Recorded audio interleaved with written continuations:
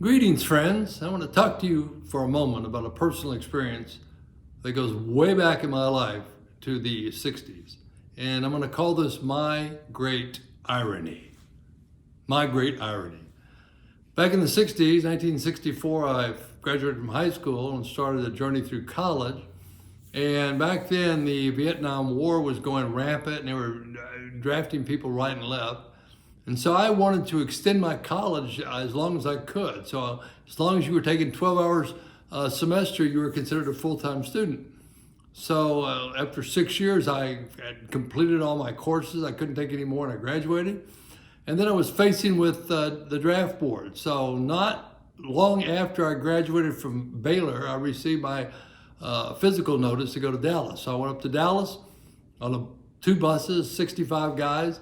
And out of the 65, 15 of us passed the physical. And there was a Navy petty officer that said, guys, get your house in order because within 4 months, you're going to be at Fort Polk, Louisiana. And I thought to myself, oh man, but I was now 1A and physically qualified for the draft. Well, 15, 18 months go by and I don't get called up. And then they came out with this thing called the lottery. And I got a high number. And at the end of that year, I get a letter from the draft board saying, you're no longer eligible for the draft, and you can have a life, all right? So that was a very pivotal moment for me. Now, at that point, I was thinking about doing some graduate work and decided to go to the seminary.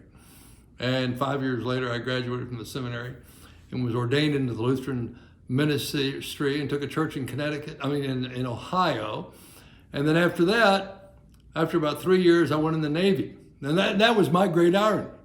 You know, after thinking about the military back in the early mid-60s and not wanting to go in the military, I ended up going in the Navy anyway as a chaplain. And I spent 20 years. Now, there's a picture of me here in my first year in the Navy. You know, I was a young Lieutenant JG. And then later on, I was promoted up to Lieutenant Commander and then eventually Commander. There's a picture of me and River standing there at a function at the Coast Guard Academy where I served as chaplain. And then later on, I retired after 20 years. And went to a church in Connecticut. And I had 12 years active duty and 8 years reserve. Those last 8, I was serving at a church in Connecticut. But at the end of my 20, I retired as a commander in the Navy. And then I would be invited to events, especially on July 4th and other occasions, to say prayers. And up until about 3 or 4 years ago, I could still get into my uniform. And there's a picture of me wearing my uniform, my full Navy blue uniform, about 4 years ago when I was doing an event in Connecticut. So what's my great irony? You know, I thought that the last thing I wanted to do was be in the military. My dad had been in the Army during World War II. I shared that, a few talks back. But I never thought that I was going to go in the Army or the military. But I ended up in the Navy and for 20 years. And I want to say this, it was probably the most rewarding experience that I had during those 20 years ministering to young men and women in that period of their formative life when they're trying to figure things out. And I loved it, and I'm glad I served. And looking back, there was even a time when I thought maybe I'd do 30, but I wanted to see my kids grow up. That's why after 12 years, I got out of the Navy to go back to a parish church in Connecticut so I could be around my children and watch them grow up. But what's the great irony? I didn't want to go in the military, ended up spending 20 years in the military anyway. Let me say this about God.